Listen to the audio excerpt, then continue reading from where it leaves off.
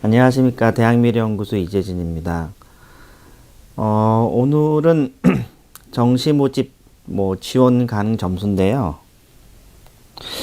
그러니까 요즘 여기저기서 들리는 얘기를 보면 정시 상담 참 쉽다 이런 얘기를 좀 많이 하세요. 왜 그러신가 들어보게 되면 이게 수시와 달리 정시는 정량 평가잖아요. 그러니까 점수로. 그러니까 내가 갖고 있는 점수로만 대학을 가는 거니까 그냥 나와 있는 숫자도 읽으면 되는 거 아니냐라고 하는 분이 꽤 많거든요. 저도 그러면 참 좋겠는데요. 날이 갈수록 이게 정시 모집이 좀 이게 어려워지는 가장 큰 이유가 뭐냐면 수시와 달리 정시가 한 2010학년도, 11학년도 한 10년 전만 해도 정시는 그냥 숫자 읽으면 편하게 애들이 대학을 갔어요. 왜냐면 정시 모집 인원이 꽤 많았거든요. 한 40%가 넘어가서 45? 그러니까 수시랑 정시랑 수시가 그때도 많았긴 했지만 정시가 이 정도 쪼그라들진 않았어요. 그러니까 애들이 정시 안 되면 재수하지 이게 강했고 정시에 절박하진 않았거든요. 제 느낌으로는. 근데 이게 2017학년도 그때를 전후로 해서 수시가 압도적으로 늘어나고 정시가 한 20 몇 %까지 줄어드니까 정시 모집을 바라보는 학생들의 학부모님들의 생각이 많이 달라졌어요. 뭐냐면 정시 정원이 작아라는 선입관, 그리고 입시가 이게 끝이라는 생각을 너무 많이 하시더라고요. 뭐냐면 아까 말씀드린 것처럼 10년 전만 해도 수시 안 되면 정시 가고 안 되면 재수하지 이게 좀 편하게 애들이 대학을 갔었는데 지금은 이게 정시가 워낙 줄어드니까 수시에 잔뜩 기대하고 있다가 정시를 쓰다 보니까 수시에서 최소한 6번 떨어지거든요. 정시를 쓴다는 의미는. 그리고 6번 떨어지고 정시 오는데 정시도 정원도 작아. 그리고 수능이 또 어려워졌어. 그러니까 수능에 대해서 굉장히 뭐라고 그럴까요? 목숨을 거는 절박한 느낌이 좀 있죠. 그러니까 점수를 보고 될 것 같으면 씁니다만 안 될 것 같으면 실제 또 안 써요. 그게 너무 많아요. 그러니까 지금 오늘 정시 지원 가는 점수를 얘기하겠지만 실제 기승전 모의 지원이긴 한데 모의 지원을 워낙 많이 쓰는데 워낙 많이 쓰는 그 데이터를 학부모님들이나 애들이 너무 신뢰하다 보니까 그 점수를 가지고 고민을 합니다. 그러니까 이 점수에서 안 된다. 실제 지원할 때도 안 되는 것처럼 생각하고 딴 데를 자꾸 써요. 그래서 정시가 어려운 거야. 최근 4년 동안 흐름을 보게 되면 학생들이 정시 모집에 속된 표로 쫄려 있고 겁나 하거든요. 보겠습니다. 이게 언제적 지원 참고표입니까? 저 때도 지원 참고표가 있었는데 이거는 요거는 다 아시겠죠? 이거인데 작년에 나왔던 비상에듀에서 나온 배치표인데요. 아시잖아요. 대충 이게 대학이 있고 여기 이거는 거의 안 보시잖아요. 이게 표 머리라고 하는데 거의 안 보시죠? 그리고 요게 이제 점수죠. 사실 요게 또 굉장히 왜곡되어 있는 거예요. 그러니까 혹시 이제 고등학교 때 이제 지리를 잘 하셨던 분들은 메르카토르 지도라는 걸 혹시 들어보신 적 있으신가요? 보통 우리 학교 다닐 때 학교 앞이나 학교 교실 앞이나 뒤에 세계 지도 같은 거 있잖아요. 그게 메르카토르 도법으로 만든 지도예요. 대항해 시대 때 그때는 그냥 방위각만 중요하니까 그 지도를 잘 보시게 되면 그 지도에 따라서 선만 이어서 쭉 출발하게 되면 항해하는데 아무 문제가 없었습니다. 없었습니다. 그런데 실제 각 대륙의 면적은 왜곡되거든요. 생뚱맞게 그죠? 왜 이런 얘기를 하는지 모르겠는데 그린랜드 저 북쪽에는 그린란드가 아프리카보다 크게 돼 있어요. 실제로 되게 작은데. 얘도 이래요. 실제 보게 되면 이 점수가 왜곡이 돼 있거든요. 제가 이 앞 시간 때 뭐라고 말씀드렸냐면은 각 대학마다 우리 아이의 점수를 환전하는 기준이 달라서 지원 가능 여부를 따져볼 거면 각 대학별로 환전된 점수로 지원 가능 여부를 봐야 되는데 이 점수가 여기 없어요. 그냥 여기 그냥 우리나라 기준으로 10,000원, 20,000원, 30,000원, 40,000원 이 점수밖에 없다는 뜻이에요. 그러니까 사실 이게 안 맞죠. 사실 여기서부터 오류가 있는 거죠. 그래서 지원 참고표는 전지 사이즈죠. 총 3장 나옵니다. 보통 3장. 그래서 가군 1층, 2층, 3층 인문계열, 자연계열, 인문계열, 자연계열 총 3장 나와요. 총 6면이죠. 그러니까 요거는 뭐 왜곡은 돼 있지만 특히 이 왼쪽 점수들이 왜곡은 돼 있지만 그냥 한 장의 점수로 보게 되면 보잖아요. 여기 보시면 여기 보이잖아요. 성신여대랑 삼육대랑 있는데 애들이 더 어디를 좋아해? 여기 그리고 뭐 강원대, 공주대 있네. 야 어디가 더 높은 거야? 이렇게 학생들의 선호도를 3장의 종이로 단순하게 나타낸 것을 지원 참고표로 보시면 됩니다.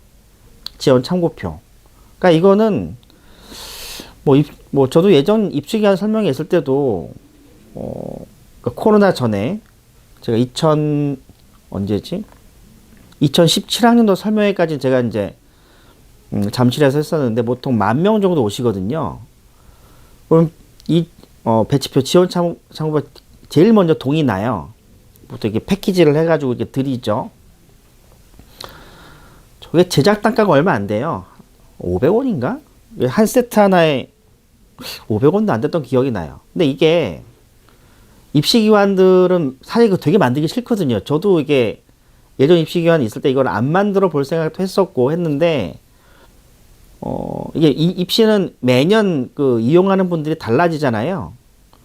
그러니까 이게 없으면 안 된다라는 욕구가 되게 많죠. 그래서 어쩔 수 없이 만듭니다. 이 왜곡되어 있는 점수 책에 임에도 불구하고 만들어요. 만들기 되게 싫어요. 이게 보통 작업이 2달 반 정도, 3달 정도 걸리는데 보통 10월 달부터 뭐 판작업이라는 걸 해요. 판작업해서 뭐 얹고 그래서 뭐 이게 어깨 높이 조절한다고 그러거든요. 뭐 이게 높네 낮네 또 대학에도 물어보기도 하고 막 이래요. 되게 싫어요. 입시관들 하는 일 중에 제일 짜증나는 일이 이게 아닌가 싶어요. 이거 저 진짜 싫거든요. 그리고 이 지원 청구표는 1년에 딱 2번 나옵니다. 12월에 가채점. 그러니까 이 가채점 실제점이 뭐냐면 11월 18일 날 애들이 수능을 보잖아요. 수능을 보면 애들이 자기 원점수는 자기가 알죠. 원점수는 아닌데 그러니까 우리 아이들이 성적표가 나오기 전까지 표준점수 100분이 100등급을 몰라요. 이게 입시가 되게 골 때려서 수능을 본 다음에 성적표 나오기 전 3주 동안 할 게 사실 아무것도 없어요. 사실 이 가채점 이 지원 청구표는 나오면 안 되는 거예요. 저는 그렇게 봅니다. 입시를 소비하시는 학생이나 학부모, 고등학교에서는 자꾸 배치표 언제 나오냐 해요. 그러니까 뭐 설명회 고등학교 단위 설명회 가보게 되면 뭐 배치표가 언제 나오네 배치표 얘기를 하시거든요. 안 만들 수가 없어요. 저도 이제 가채점 배치표도 사실 굉장히 싫어했는데 왜냐면 시간이 짧거든요. 아무리 빨리 10월 달부터 작업을 한단 말이에요. 10월, 아무리 빨리 9월, 10월. 2달 동안에 196개 대학을 이 판 위에 다 얹어서 작업하기가 만만치가 않고 항상 그래도 오타가 나고 오류가 나요. 어쨌든 11월 달에 가채점, 즉 여기 있는 이 점수가요. 원점수 합으로 나와요. 그럼 얼마가 나오겠어? 국어 100점, 수학 100점, 영어는 점수가 없죠. 그리고 탐구 하나, 탐구 둘. 탐구가 50점 만점이니까 300점 만점으로 이 점수가 나와요. 우리 애들 성적표 나오기 전에.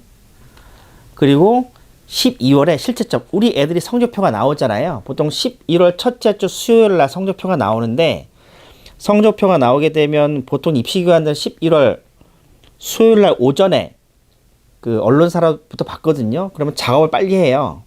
작업을 빨리 해서 이 맨 왼쪽엔 점수를 바꾸거든요. 원점수 나온 걸 표준점수 100분위로 바꿔야 보통 빠르면 하루 정도 걸려요. 그리고 또 인쇄까지 해야 되겠죠? 그러면은 11월 첫째 주 수요일에서 빠르면은 목요일 날 밤. 좀 여유 있게 하면 금요일 날 점심쯤에는 11월 배치표가 나와요. 그래서 지금은 코로나가 풀려서 이제 실제 어떻게 될지 모르겠지만 대관이 지금 안 될 거예요. 대관이 안 되긴 하는데 한 1000명까지 된다고 치고, 그러면은 보통 11월 첫째 주 수요일 날 수능 결과가 나오고, 그러면은 목금 그 주 주말에 이제 성적표가 그 주 주말에 지원 청구표가 나오죠. UA 종로 이투수 대상 뭐 스카이도 제작을 하는데, 뭐 이제야 말씀드릴 수 있다. 뭐 저는 예전에 했던 입시관에서는 196개 대학을 다 못 봐요. 제가 이제 처음 배치표 작업할 때 보통 20개, 30개 정도 보다가 마지막 제가 퇴사하기 전에 한 150개까지 봤어요. 150개라는 건 요 숫자를 보는 것이 아니라요. 각 대학들한테 입시 결과를 받을 거 아니에요? 입시 결과 받아서 각 대학들끼리 비교를 해보는 거죠. 그래서 입시 결과라는 게 맞나 안 맞나 다 어깨를 맞추는데, 솔직히 저 입시기관 중에서 몇 개는 한 20개밖에 안 보는 것 같아요. 이 상위 20개밖에 안 보는 것 같아요. 입시 결과 딱 비교해보게 되면 안 맞는 경우도 되게 많거든요. 어쨌든 지원 청구표는 왜곡이 돼 있긴 하지만 2개의 버전으로 나오고요. 여기 모집단 옆에 이렇게 인원이 있잖아요. 이 인원은 이게 보세요. 11월 첫째 주 죄송합니다. 11월 첫째 주 주말에 나오니까 올해는 수시 합격자를 발표하고 수시에 등록을 하면서 수시에 미등록 충원을 끝나게 되는 날짜가 12월 28일이에요. 그럼 이 지원 청구표는 그 이전에 나오거든요. 그러면 12월 28일에 어떤 일이 벌어지느냐? 우리가 6일 동안의 미등록 충원 기간을 통해서 등록 알아내를 선발하려고 했는데 다 못했어. 그럼 어떻게 돼요? 11월 29일 날 수시에서 못 뽑은 인원들이 정시로 넘어갑니다. 그럼 여기 있는 숫자들이 다 바뀌는 거예요. 바뀝니다. 이게 안 바뀌어요. 안 바뀐다는 건 무엇을 의미하느냐? 점수가 좀 달라지겠죠. 그죠? 소수점으로 달라지는 이 소수점도 굉장히 중요한 거예요. 그리고 여기 있는 이쪽 점수는 국어, 수학, 탐구 2과목입니다. 보통 이렇게 지원 입시 뭐 설명회라던가 입시 자료 보게 되면 이렇게 표현되는 게 있거든요. 탐구 2개를 쓴다는 뜻입니다. 그리고 수능 영역별 반영 비율, 이 점수는요, 수능 영역별 반영 비율, 뭐 가산점, 미적기하 가산점, 내신이 반영돼 있지 않아요. 그러니까 요거는 사실은 뭐 우리 아이가 이제 예를 들어 국어, 수학, 뭐 탐구 2개의 원점수를 말씀드릴게요. 우리 아이가 한 270점 정도 맞았어. 어디 가는 거야? 우리는 옛날 사람들이 잘 모르잖아요. 그럼 여기서 270점 찾는 거예요. 여기쯤 있네. 오른쪽 쭉 가보는 거죠. 우리 아이가 지금 우리나라 돈으로 270만 원 갖고 있는데 아직 각 나라별로 각 대학별로 환전을 해보지는 않았지만 요런 대학 좀 가나? 이 정도 확인하는 거죠. 그래서 이게 메르카토르 독법의 지도처럼 대충 우리 아이가 갈 수 있는 대학 정도는 알 수 있지만 환전된 점수로 지원 여부를 모르기 때문에 왜곡이 좀 심하죠. 그리고 각 입시기관마다 입시 결과 이 왼쪽 점수 추정하는 방법이 다 달라요. 그 점수가 달라지죠. 제가 예전 입시기관에 있을 때 전라북도 진로 진학 협의회 그러니까 교사 선생님들이 오셨어요. 50분 정도. 그분들이 12월쯤 11월쯤 되면 각 입시기관들 돌아요. 그래서 브리핑을 좀 받고 싶어요. 왜냐면 이게 서울 수도권이 아니면 입시 정보에 소외되니까 되게 열심히 하시죠, 선생님들이.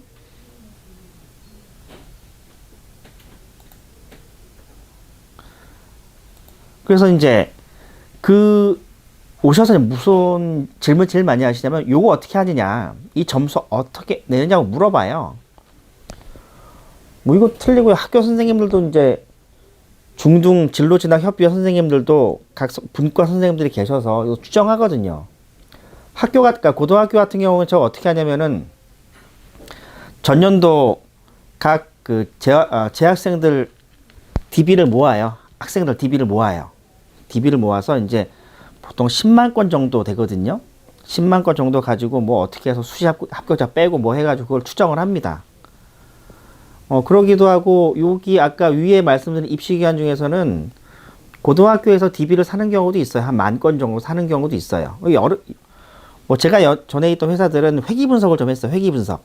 뭐 통계하시는 분들 알겠지만, 뭐 여러 가지 하여튼 이런 것들 때문에 이게 다 달라지죠. 그래서 이제 요즘은 그런 질문들이 많이 안 오는데, 어떤 뭐 부모님들은 아니 여기는 점수가 이렇고 여기는 점수가 이러는데 뭘 믿어야 되느냐.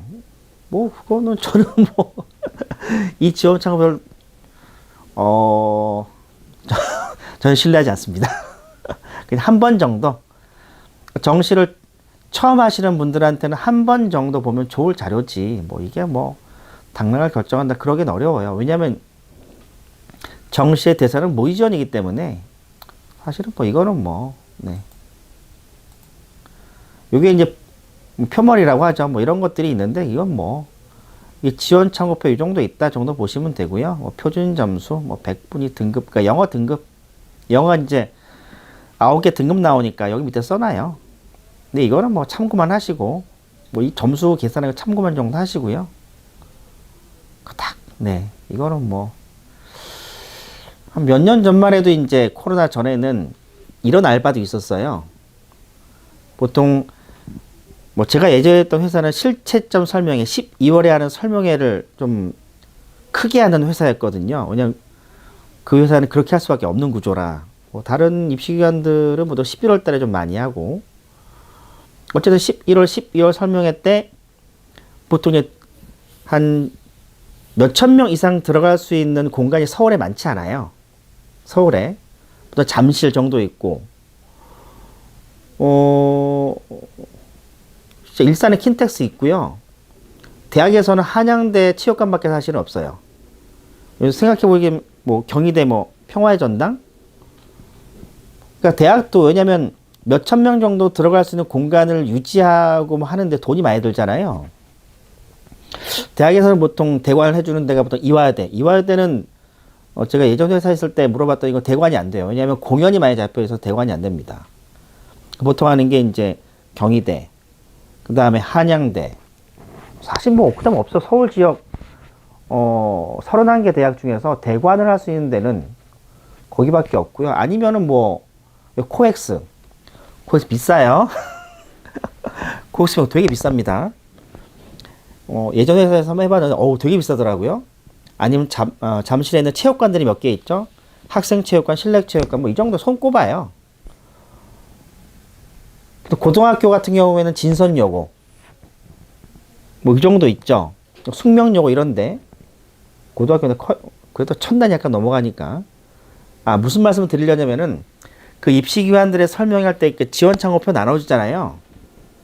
하나씩 가지고 와서 갖다 주는 그런 서비스 알바들이 있었습니다. 안 하셔도 돼요. 그냥 이게 참고만 하시고, 아마 이제 UA 여기 센터에서도 아마 필요하시면 드릴 거예요. 그러니까 요거 한번 오셔서 보시면 되고요.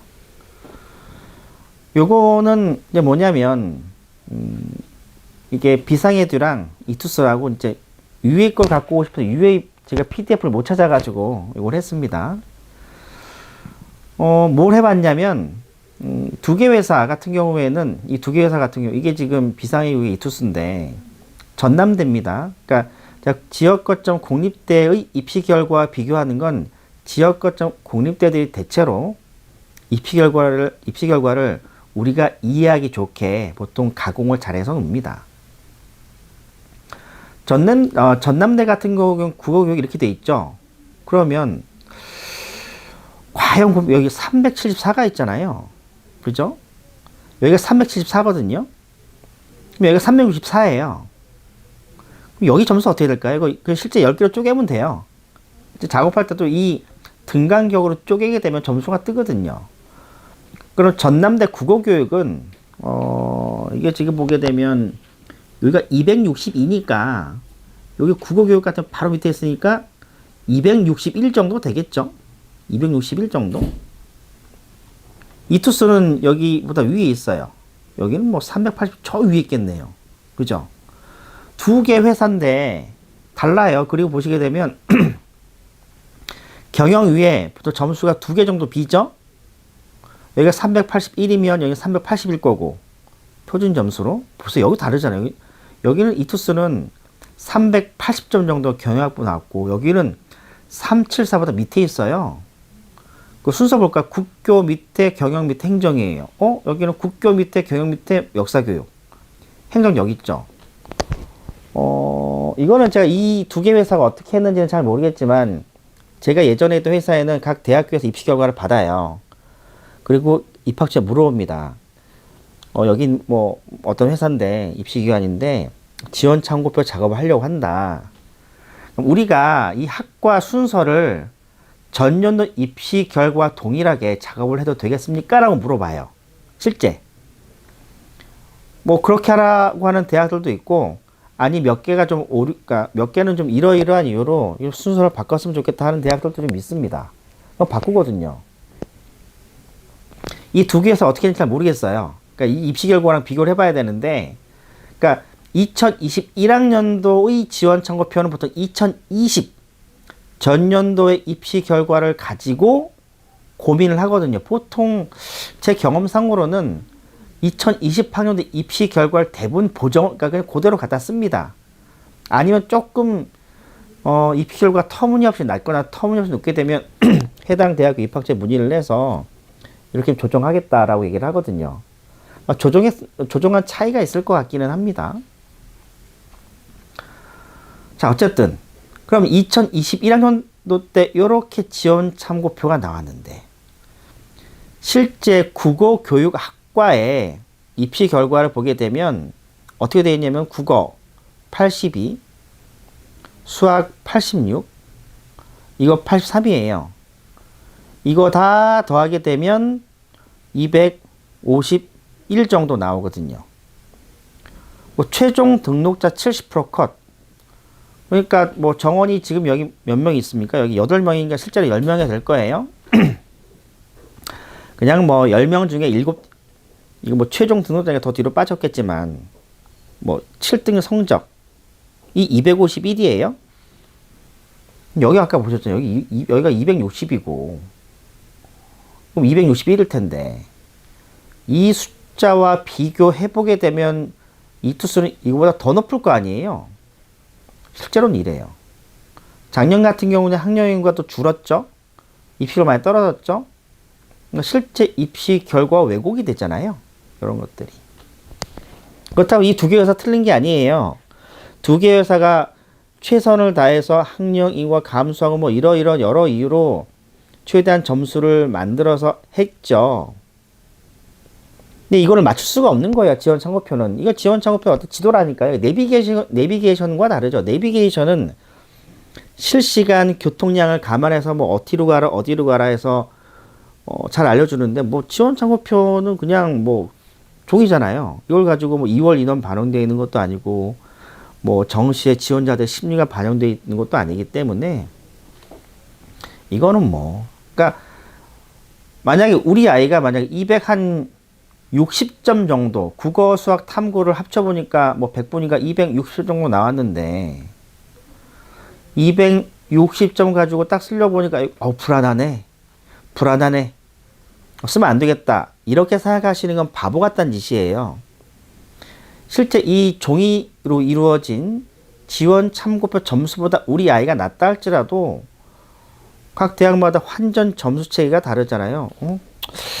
뭐 전남대 국교가 뭐 좋아서 가고 싶은데 한번 환전한 다음에 모의 지원으로 지원 한번 지원 여부를 따져볼까 하게 되면 다른 결과가 나올 수 있다라는 거죠. 이렇게 돼 있습니다. 여기 보시게 되면 이 회사는 연세대 미래캠퍼스, 연세대 원주라고 하죠.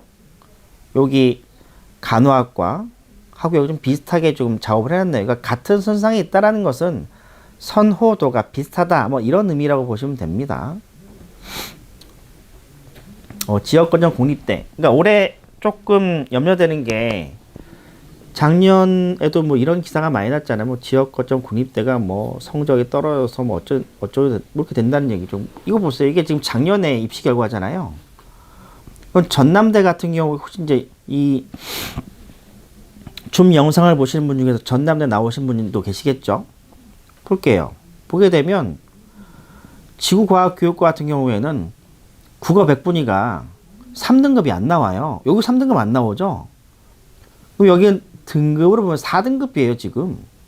여기 4, 이건 3, 이거 3이잖아요. 그러니까 등급으로 보게 되면 4, 3, 3짜리가 이제 전남대 지구과학교육과를 가는 거예요. 그러니까 이게 입시 결과가 굉장히 낮잖아요, 작년이 지금. 그럼 애들 입장에서는 지금 현재 제가 모 대학교 이제 보고서 쓰다가 지금 잠깐 왔는데, 애들이 기본적으로 정시적 지역거점 공립대를 가려는 소망이 좀 강해요. 왜냐면 자꾸 벚꽃이 지는 순서대로 뭐 대학이 망한다라고 하니까 이게 애들이 사립대를 잘 안 가려고 하거든요. 사립대는 등록금이 거둬지지 않으면 대학이 망하거든요. 우리나라 대학들의 재정 수입의 대략 70% 이상이 등록금 수입이에요. 그러니까 1000명의 만약에 애들이 등록금을 안 낸다. 그럼 그 대학 재정의 70%가 빵꾸가 나는 거예요. 나머지는 뭐 재단에서 전입금. 우리나라 그 사학재단이 되게 부실합니다. 뭐 재단 전입금 그리고 교육부 지원 뭐 이런 걸로 운영이 되는데, 그럼 보세요. 이게 등록률이 저조해서 경쟁률이 낮아서 대학의 정원만큼 못 채우게 되면 등록금 수입이 줄잖아요. 그럼 대학이 망하는 거죠.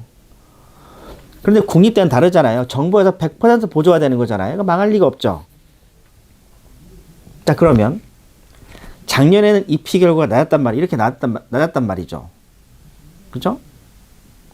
그리고 애들은 정시 같은 경우에는 보통 지역거점 국립대 가려는 게 좀 강해요. 그러니까 예를 들어 수도권에 있는 뭐 어떤 대학보다는 뭐 강원대 아니면 충남대 이런 데를 가는 게 강하거든요. 근데 딱 보니까 점수가 낮아. 애들이 막 쓸 수도 있죠. 그럼 점수가 올라가죠. 올해 지역거점 공립대 입시 결과는 작년보다 좀 올라갈 가능성이 큽니다. 올해 학력 인구도 약간 14,000명 가까이 늘었고, 또 기사를 통해서 지역거점 국립대가 낮네 뭐 어쩌네 이런 말씀을 듣고 이런 정보를 듣고 그냥 뭐 이것저것 따져보지 않으시고 지역거점 국립대를 막 쓰는 건 좀 바람직하지 않다는 말 미리 드리고요. 자, 실제 그러니까 비상 에듀와 이투스의 지원 창구표 옆에 있는 이 인원들은 12월 첫째 주 주말에 나오는 인원이라고 그랬죠. 저거는 올해 같은 경우에는 12월 28일 이전에 나오는 거라 여기 수시 2월 인원이 반영이 안 되는 거죠. 그럼 실제 전남대를 보니까 전남대 국어교육과는 여기 8명이 아니라 9명이에요. 그죠? 그리고 지리교육과는 8명인데 여기 8명. 여기는 다 채웠네요. 그죠? 또 뭐가 있을까요? 교육학과. 여기는 3명인데 여기는 1명 늘었죠. 이 1명의 큰 이유가 뭐냐면 이제 나중에 이제 부모님들께서 이제 모의 지원을 해보게 되면 여론조사와 똑같거든요.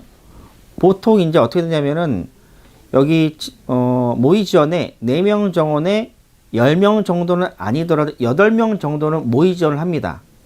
모의 지원 시스템이 딱 들어와서 나 전남대 교육학과 가고 싶어. 8명 애들이 자기 점수를 다 까는 거죠. 점수를 까고 전남대 기준으로 환전해서 줄을 세운단 말이에요. 쭉 줄을 세우는데, 그럼 만약에 이 뭐 10명이라고 볼게요. 10명 중에서 모의 지원상에 여긴 지금 교육학과 지금 아까 3명이죠. 교육학 3등. 교육학과 그러니까 모의 지원상의 3등 하고 4등은요.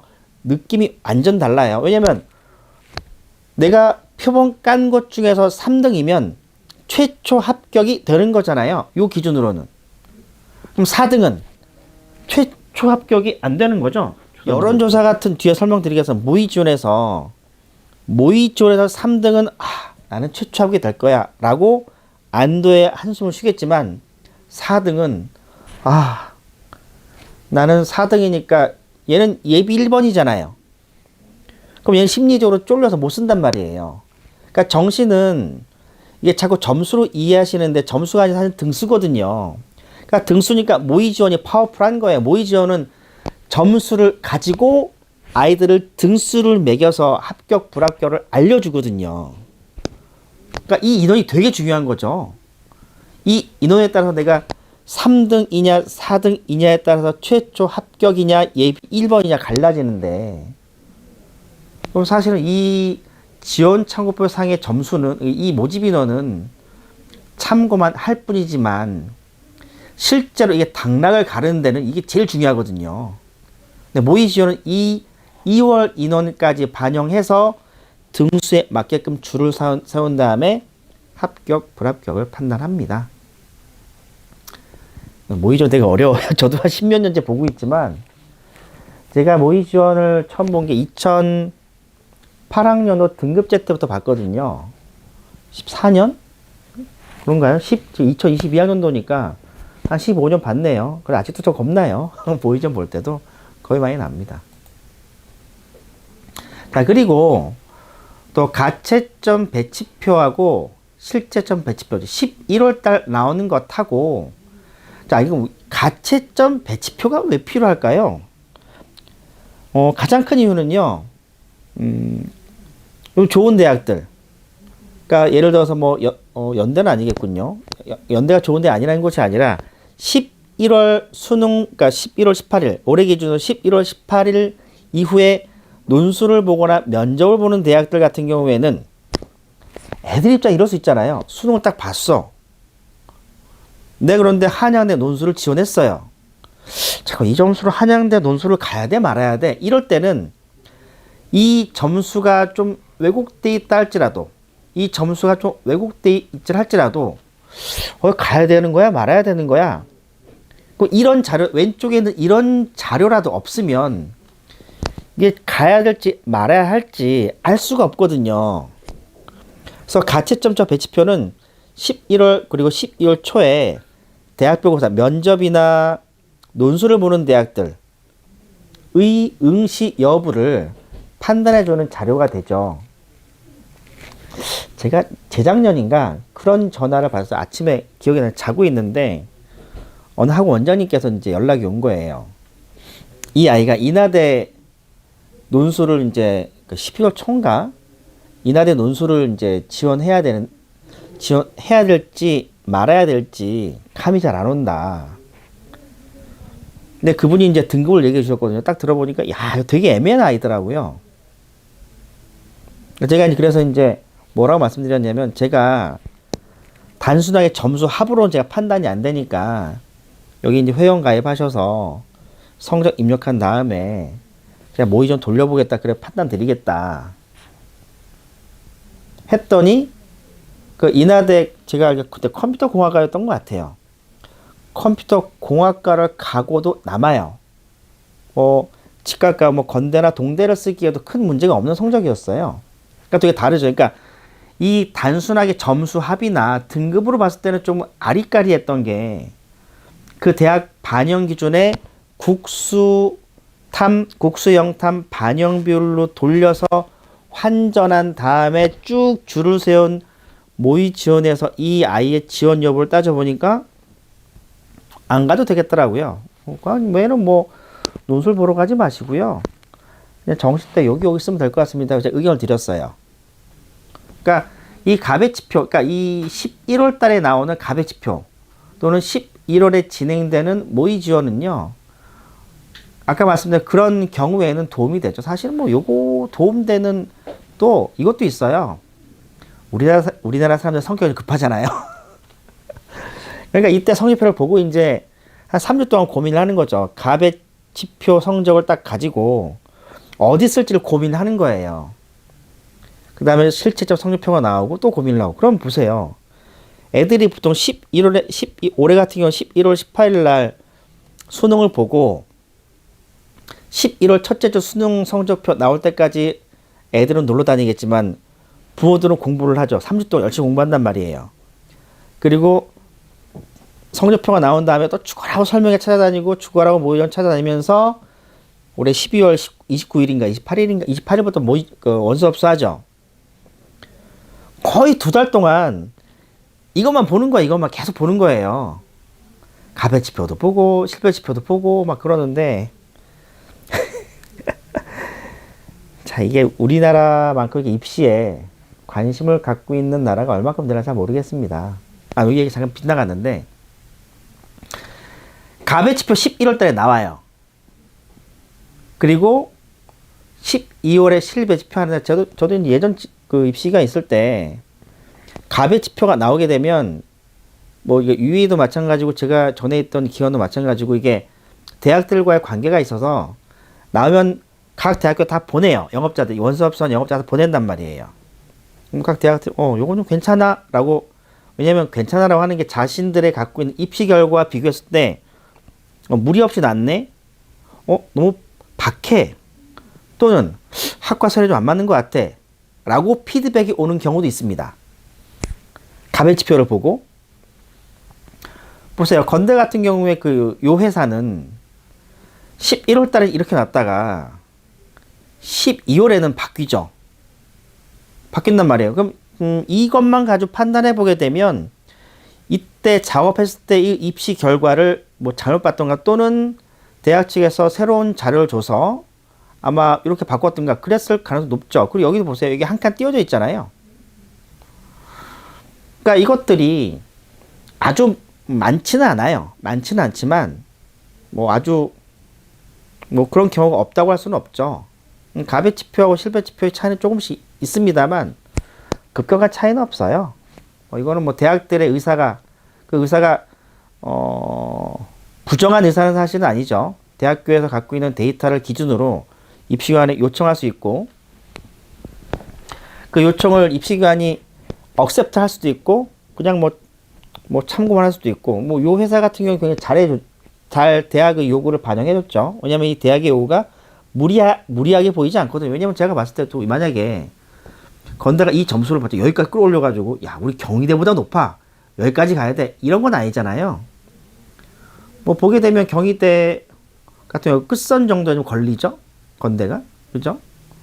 동대 같은 경우에 좀 이렇게 걸리죠. 여기 딱 점수가 이렇게 딱 비슷하게 돼 있네요. 동국대 경찰행정학부는 제가 이제 예전 회사에 있을 때는 경희대 영어 영문에 좀 맞춰놨어요. 영어 영문에. 그러니까 여러 가지 자료를 보니까 저는 항상 기억할 때 동대 경찰행정은 경희대 영어 영문하고 좀 맞춰놨거든요. 영어 영문. 더 높네. 뭐 어찌되었고 이런 작업들을 합니다. 입시원들이 하고요. 뭐 입시가 12월 달에 이 지원 청구표 보실 거예요. 그러면 입시관에 있었던 사람으로 이제 제가 한 말씀 드리면 고생했구나 한마디 해주세요. 진짜 이건 진짜 고생이에요. 고생. 이거 만들어서 이제 인디자인 맡기고 뭐 작업해야 되고 이것도 아이고 네 그렇습니다. 이거는 확인 누르면 되나요? 네. 확인 누를게요. 자, 이거는 뭐냐면 이제 각 대학 입시기관들이 아까 대학 자료를 봤던 것을 이렇게 작업을 다 해요. 왼쪽을 볼까요? 1층 인문입니다. 가군 인문에 보게 되면 자, 건국대, 국민대, 숭실대, 서울과기대, 인하대, 서울여대, 삼육대, 인천대, 단국대, 가톨릭대가 있어요. 보게 되면 이 회사의 지원 창구표에 따르면 국민대랑 숭실대랑 봤을 때 같은 선상이 있잖아요. 이 같은 선상이 있다라는 건 국민대 여기를 붙고 숭실대 여기를 붙으면 어디를 등록할까 그런 의사가 반반 정도면 보통 같이 놔요. 예를 들어 연대 경영 갈래, 고대 경영 갈래라고 했을 때 보통 반반일 경우에는 같은 라인에 오거든요. 근데 만약에 연대 경영 가려는 애들이 좀 많다라고 싶으면 연대 경영이 고대 경영보다 올라가죠. 자, 이렇게 되어 있습니다. 근데 이렇게 보게 되면 국민대가 숭실대보다 끝선이라고 그러는데 끝선이 약간 더 높죠. 근데 국민대는 1층에 세일하는 과가 파는 학과도 별로 없고 숭실대는 많잖아요. 많으니까 이제 분산되니까 좀 밑으로 처지는 거죠.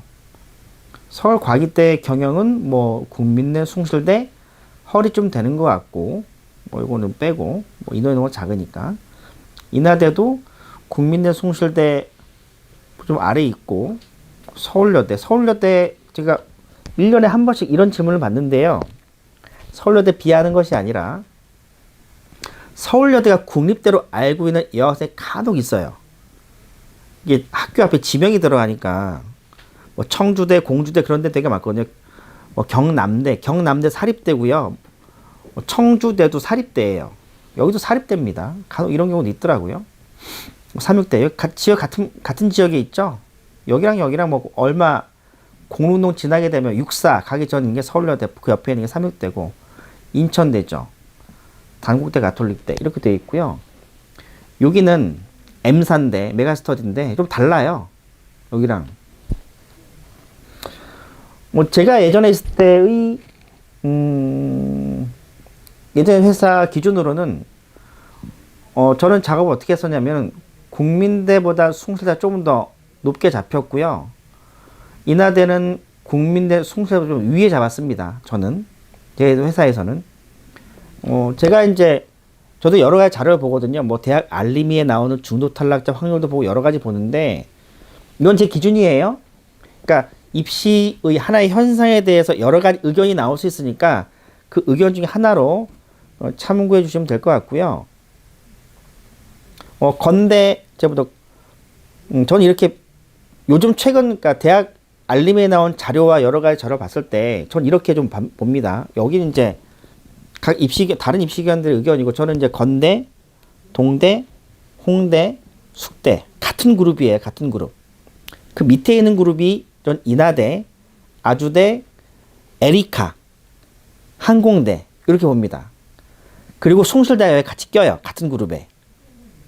그 밑에 뭐 밑에라고 보기엔 그렇지만은 그럼 약간 이제 선호도가 이거 되게 어려운 얘기인데 돌맞을 얘기인데 그럼 이제 서로 비슷한 급 대학이 이제 약간 처진다. 표현이 그러네. 그 다음, 선호도가 그 다음인 대학 같은 경우에는 국민대. 그러니까 숭실대가 국민대 선호도 약간 높은 것 같아요. 저는 그렇게 판단합니다. 그리고 단국대, 세종대예요. 세종대가 중도 탈락 학생 비율이 꽤 높습니다. 그러니까 입학해서 그 대학을 그만두는 애들이 세종대가 6% 가까이 돼요. 6%. 서울 지역 대학 평균이 4%가 안 돼요. 전국 평균이 6점 몇 프로인가 되는데 세종대가 좀 많은 편이에요. 그렇게 돼 있고요. 그 다음에 이제 그 사이에 끼어 있는 게 이제 그 가천대. 그 다음에 이제 아까 이제 국민대랑 같은 그룹에 있는 게 서울과기대 그리고 성신여대 정도 있습니다. 근데 이게 또 이제 뭐 지금은 그런 표현을 잘 안 쓰는데 훌리라고 그러죠. 각 대학들 우리 대학이 더 좋아. 우리 대학 제가 보기엔 나쁘진 않죠. 이런 삼성에 다니는 분들이 삼성이 좋아 이런 얘기를 하는 거잖아요. LG에 근무하시는 분은 LG부터 얘기할 거고, 뭐 서울과기대 다니는 친구들은 서울과기대도 얘기할 거 아니고 저는 건전하죠. 근데 그게 도가 지나치면 안 되긴 하는데 각 대학들이 뭐 재학생들이 뭐 이런 얘기를 많이 하죠. 우리 대학이 좋네, 우리 대학이 좋네 얘기를 하잖아요. 해당 대학에 대한 장단점 유튜브 요즘 검색해 보시게 되면 각 대학교 공식 유튜브 계정들이 있고 재학생들이 여러 가지 얘기를 많이 해줍니다. 도움 많이 되니까요. 좀 보시면 될 것 같아요. 될 것 같고 뭐 이렇게 한눈에 볼 수 있다 뭐 이런 게 장점입니다. 장점이고요. 삼육대는 약학과가 있죠. 그 보험계열이 좀 있고 국민대는 자동차 좀 특화돼 있고 그리고 예술 쪽 좀 돼 있죠. 숭실대 뭐 정보 전산 쪽 괜찮고요. 뭐 건대는 뭐 수의학과 뭐 괜찮고, 인천대는 저는 어떻게 판단하냐면 가톨릭대랑 좀 비슷하다 봅니다. 그러니까 저는 인천대랑 가톨릭대랑 같은 그룹에 있다고 좀 보고요. 인천대가 산업대에서 이제 그 일반 대학으로 전환된 다음에 입시기관을 다 방문을 했어요. 그러니까 본인들도 이제 이 그러니까 산업대 같은 경우에는 196개 대학이 안 들어와 있으니까 196개 딱 들어왔을 때 우리 대학의 선호도는 어디쯤 될 거야? 궁금할 거 아니야? 인천대도. 그래서 각 입시기관들을 돌면서 여러 의견을 취합을 했거든요. 대학때 자기 위치를 잘 몰라요. 실제 보게 되면. 그래서 인천대 처음 왔을 때는 뭐 인하대 정도 되지 않을까를 얘기하시길래 여러 가지 이유로 현재 인천대의 선호도는 이 정도 될 것 같습니다. 의견을 드린 적도 있었고요. 대학들 잘 모릅니다. 그런 부분에 대해서는. 이런 것들은 참고하시면 되지 절대적이지는 않다. 그러니까 학과 서열 같은 경우는 이게 무슨 학과가 있구나 이 정도 알아두시면 도움될 거 아니에요. 보시면 좋을 것 같습니다. 근데 이게 이제 모르겠어요. 이게 뭐냐면 종이로 보는 느낌하고 엑셀로 보는 느낌이 다르거든요. 보통 이제 제 경험상 아버지들은 엑셀을 좀 좋아하세요. 제 기준으로 봤을 때. 사무직들이 좀 많으시잖아요. 사무직들 같은 경우는 엑셀을 많이 쓰니까 아버님이 이런 거 막 조사해서 막 오시거든요. 엑셀 보기도 되게 편해요. 그러니까 예를 들어 이제 앞에 있던 것들 이런 것들은 그냥 한눈에 보기는 좋기는 하나 이렇게 점수랑 뭐 수능 뭐 이거랑 뭐 경쟁률 보기에는 엑셀이 진짜 편하거든요. 그러니까 몇 층인지 내가 볼 수 있고 계열도 볼 수 있고 위치도 볼 수 있고 그러니까 내가 원하는 조건으로 검색이 가능하잖아요.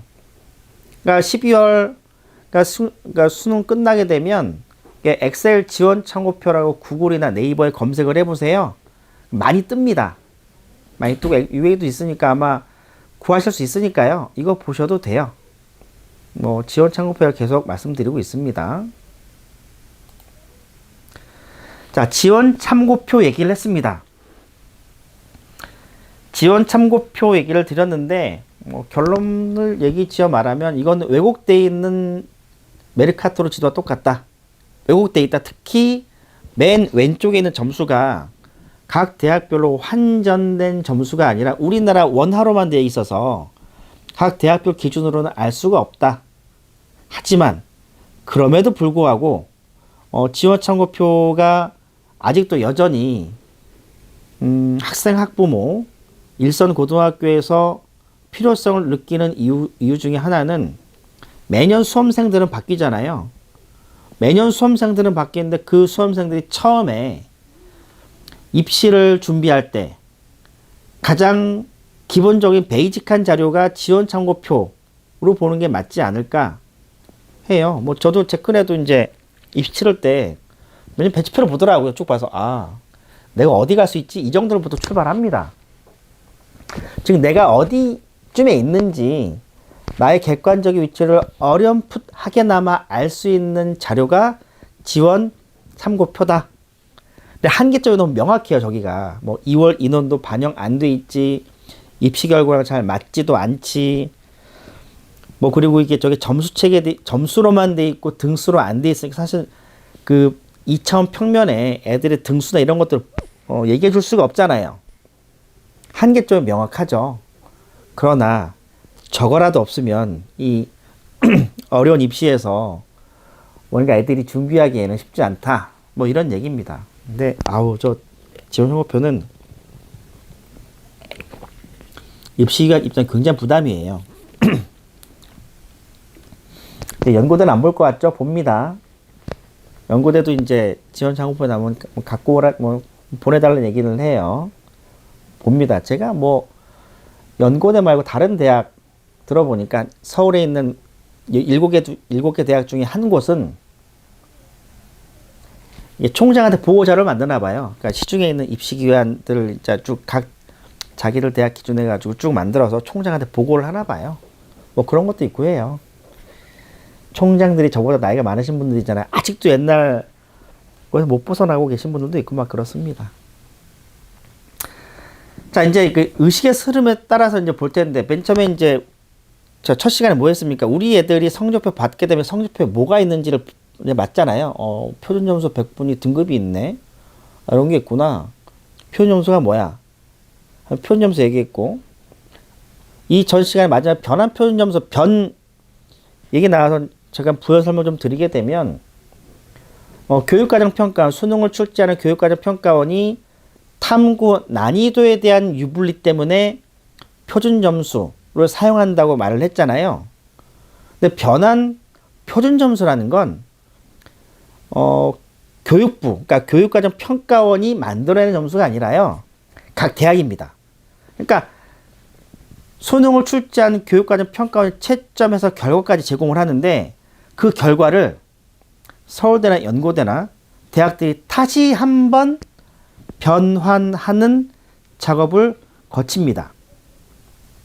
대학마다 다 달라요. 변환 표준 점수라는 게 다 다릅니다. 그래서 이제 설명회를 가던가 입시 자료를 보게 되면 이렇게 변이라는 게 써 있으면 이 변이라는 건 이 대학들이 또 다시 점수를 만들어서 우리 아이의 점수를 계산해 주는구나 라고 생각하시면 되고요.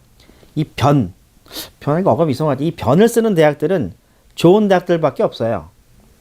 좋은 대학들. 예를 들어서 지역 갖고 얘기하면 안 되는데 저기 천안권에 있는 대학들 같은 경우에는 변을 쓸 일 별로 없고요. 의대, 최상위권 대학들은 쓰기도 하나 저는 개인적으로 변환 표준 점수가 크게 중요하지 않다고 전 얘기하는 사람입니다. 왜냐하면 아까 말씀드린 것처럼 이미 교육과정평가원에서 탐구 난이도에 따라서 보정을 하기 위해 표준 점수를 썼고 이것을 대학이 또 변환 표준 점수를 도입한다 할지라도 우리의 성적이 낮으면 어차피 변환 표준된 점수 각 대학교에서 만드는 점수가 낮게 나옵니다. 그 얘기 잠깐 부연설명을 드렸고요. 우리가 성적표를 받았어. 이게 뭔지 똥인지 된장인지 알아야 될 거 아니에요. 이런 것들이 있구나. 자, 이제 대학을 가야 돼. 어떤 제도가 있어? 그러니까 수시를 얘기하고 정시를 얘기하고 추가 모집을 얘기하고 각 입시 제도에 쓰는 용어를 좀 봤습니다. 그죠? 그리고 오늘 이제 성적표가 나온 거예요. 수능을 봤어요. 그러니까 봐가지고 이제 지원을 해봐야지 라고 해서 처음 해본 게 우리 아이가 과연 어디쯤 서 있는 거야? 그래서 지원 창구표를 보고 대충 인서울을 할 수 있겠구나. 의대 갈 수 있을라나? 여기는 지역거점 국립대를 가야 되나? 거기까지 했어요. 자, 그 다음에 우리 아이가 갖고 있는 성적으로 196개 대학 중에서 대략 한 10개 정도 대학으로 추려질 수 있다라고 하면 지원 창구표로 이때는 뭘 봅니까? 이때는 그럼 이 대학의 전년도 입시 결과는 뭐지? 궁금하니까 각 대학교 홈페이지 들어가서 작년에는 입시 결과가 어땠어? 라고 볼 거 아니에요. 이거 볼 겁니다, 지금. 요거 뭐냐면 이제 대학들이 보통 이제 애들이 좀 게으른가 봐요. 제가 보니까 여기 잠깐 있어서 제가 좀 보여드리려고 하는데 수시 애들이 이제 보면은요 이게 대학교 홈페이지를 들어가는 사람들은 입시기관들이 있나 엄마 아빠인 것 같고 애들은 잘 안 봅니다. 애들은 어떻게 하냐면 딱 네이버에 검색을 해요. 동덕여대 정시 등급, 동덕여대 수시 등급. 이렇게 연관 검색어가 엄청나게 많이 나와요. 보세요. 이거 실제 작년에 네이버 지식에 올려온 거예요. 2012년 4월 달에. 동덕여대 정시 등급. 애들이 입시 결과표도 안 씁니다. 죄송합니다. 정시 등급 검색하면 보통 이게 재학생이 나왔죠. 재학생들. 착한 애들이에요. 이런 애들이. 해가지고 얘기를 하죠. 얘기를 합니다. 근데 저 같은 사람들은 이렇게 자료를 네이버 검색을 하지 않고요. 학교 홈페이지에 들어가요. 학교 홈페이지에 들어가서 보는 거죠. 동덕여대 2021년 4월이니까 보자. 잠깐만. 2020학년도 국사학과는 9명 정원에 보통 이거 잘 안 보시거든요. 이것도 되게 중요한데 4.67대래 수능 평균 84.1? 이거 뭐야? 84.1이 뭐야? 2020학년도 모집 단위별 수능 평균 점수 충원 현황. 이게 뭐지? 충원이 뭐야? 충원이 보세요. 국사학과는 9명 정원 계산하기 포기 이걸로 할게요. 10명 정원에 60명이 왔어요. 6대 1이니까. 충원이라는 게 60명 중에 맨 앞에 10명 포함해서 뒤로 20명, 10명 뒤에 20명 더 붙었다. 충원이라는 게 여기 11등부터입니다. 11등. 이 뒤로 붙어서 10명 정원에 6대1이 왔는데 30명이 붙은 거예요. 그죠? 그런데 이 모집 단위별 수능 평균 점수 현황은 충원 포함, 즉 얘하고 얘 총 30명을 다 합쳐서 평균 낸 거예요. 그럼 얼마이다 대충 점수가 대부분 비슷하다고 보게 되면 15등쯤 되는 성적이겠죠. 그죠? 얘는요. 국사학과는 얘하고 더하면 20명이죠. 20명 딱 절반 내면은 10등. 그러니까 국사학과의 이 점수는 10등 점수는 거의 최초 합격선 점수겠죠. 화장품 같은 경우에는 10명과 20명 더하니까 30명. 15등 성적이니까 이 성적은 최초 합격이 아닐 거예요. 즉 전년도 입시 결과는요. 이게 해석하기 되게 까다로워요. 이게. 보통 우리가 부모님들이나 학생 이거 딱 이거밖에 안 보잖아요. 이 성적이 어떤 의미인지는 보지 않고 그냥 이것만 봐요. 내가 84인데 81이 갈 수 있을까 없을까? 이게 중요한 게 아니라 대학 홈페이지 따라 찬찬히 읽어보시면 이 점수가 어떤 기준인지 항상 그 대학교가 발표한 입시 결과가 어떤 기준으로 만드는지 잘 보셔야 돼요. 충원 포함이잖아요. 어떤 대학들은요. 최초 합격자 평균을 올려놓는 경우도 있어요. 그러면 만약에 여기라면 국사학과 9명인데 9명의 평균하면 4등이나 5등쯤 성적일 거 아니에요. 굉장히 높죠. 그래서 이걸 잘 보셔야 돼요. 그러면 여기 대충 봤을 때는 이 성적은요. 최초 합격 성적은 아니겠죠? 더해서 평균 낸 거니까. 그죠? 여기는 최초인 것 같은데 여기 최초는 아닌 것 같죠? 자, 그런데 보세요. 보통 보시면 잘 보실 게 이게 인문계열이잖아요. 인문계열 83, 84. 죄송합니다. 인문계가 84인데 자연계가 높아요. 야간 빼고 높아요. 이런 경우는 거의 없거든요. 보통 인문계 성적보다 자연계 보통은 낮단 말이에요. 왜 그러지? 라고 하게 되면 잘 읽어보시면 단 수능 평균 100분위 성적의 경우에는 반영 영역만 포함한 평균 100분위이며 요 부분 가산점이 반영된 100분위 점수입니다. 동덕여대 자연계는 자 이러니까 자꾸 정시가 어렵다고 하는 거예요. 저 사람이 갑자기 재밌는 얘기하다가 갑자기 숫자가 나오니까 굉장히 즐거워하죠. 그게 아니라 죄송합니다. 입시 결과에 써 있어요. 수학 가형 성적 100분위에 10%를 가산점 하는 거예요. 그럼 우리 아이가 수학 성적표를 딱 받아보니까 수학 100분위가 딱 80을 받았어요. 그럼 동덕여대를 지원하게 되면 작년 기준으로 수학 가 80이 반영되는 게 아니라 너 수학 가형했으니까 너 너무 이뻐 우리가 가산점을 줄게 라고 해서 80의 10%의 8점을 더 주는 거예요. 그럼 우리 아이의 점수는 80이 아니라 88이 되는 거죠. 그죠? 그러면 88 우리 아이가 여기 보세요. 동덕여대는 국어, 수학, 영어, 탐구 4개의 100분위를 합쳐서 4로 나눌 거 아니에요. 그죠? 4로 나누는데 우리 아이의 가운데가 안 되니까 수학 성적이 80이 아니라 88이 됐으니까 여기가 지금 수능성이 80이잖아요. 80대잖아요. 80이 88이 됐으면 8점이 가짜로 포함된 거잖아요. 그죠? 8점이 수능 성적표에 없는 8점이 동덕여대에는 생긴 거잖아요. 8 나누기 4 하게 되면 2점. 즉 여기는요. 2점이 다 플러스 된 거예요. 2점 빼보세요. 83, 84, 83. 여기는 70, 한 6, 84 이렇게 되겠죠. 그러니까 여기보다 사실상 낮죠. 아니면 여기에 맞춰보고 싶으면 우리 아이 성적표 수학 점수에 10%를 더해서 평균 낸 점수를 가지고 여기랑 비교해보면 되겠죠. 그죠? 우리 아이가 국어가 75야. 수학이 80이야. 영어가 뭐 동덕여대 기준으로 뭐 80이야. 탐구는 85야. 이렇게 나왔으면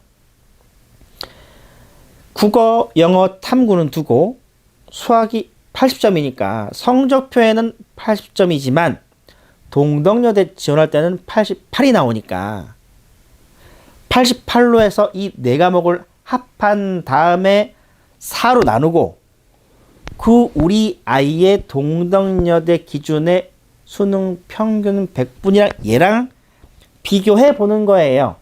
그래서 점수와 비슷한데 지원해 볼까의 판단을 나누는 기준이죠. 보통 왼쪽은 학생들이 검색을 하고요. 오른쪽은 엄마 아빠가 보통 보세요. 이게 자료를 접근하는 방식이 조금 다릅니다. 애들은 뭐 맨날 이거 보죠. 뭐 네이버 검색해서 등급 보고 이거 보고 엄마 아빠는 부모님 이거 보시죠. 보통 이게 떠요. 이게 많이 뜹니다. 굉장히 많이 떠요. 그래서 뭐 여기서 제가 몇 개의 블로그는 뭐 특정 블로그를 얘기했었는데 굉장히 활발하게 작업을 많이 하는 블로그도 보입니다.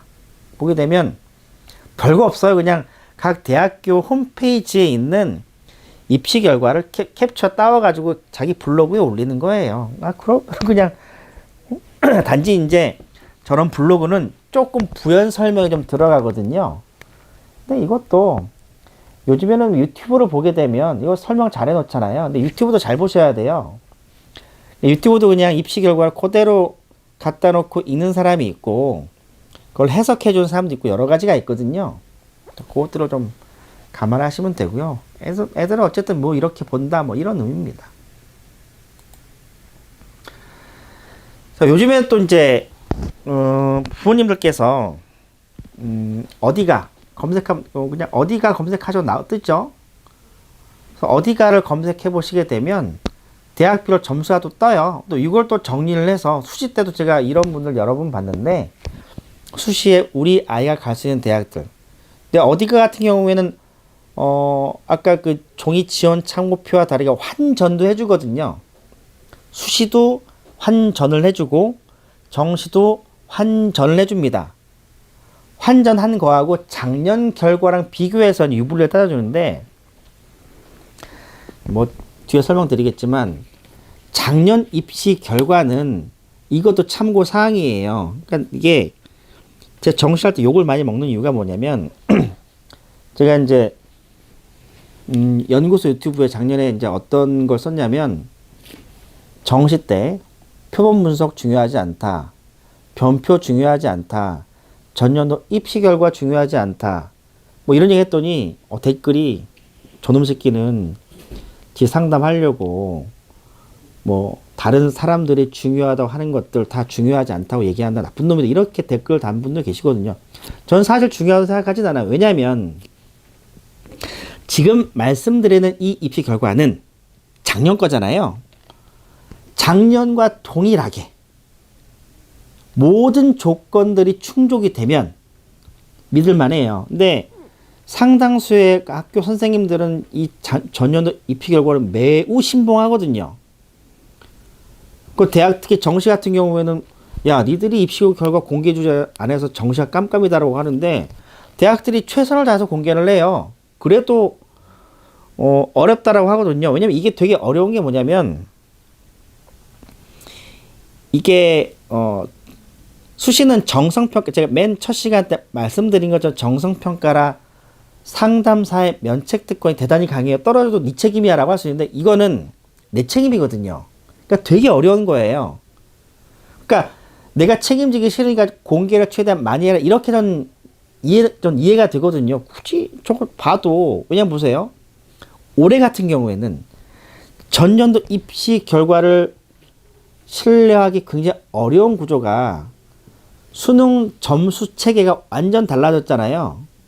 국어는 또 국어 수학은 선택 과목이 도입됐고 작년 같은 경우는 수학 가난데 올해는 수학이 확통 미적 기하인데 이게 또 세 개로 뭉뚱그려서 하나로 성적이 나와요.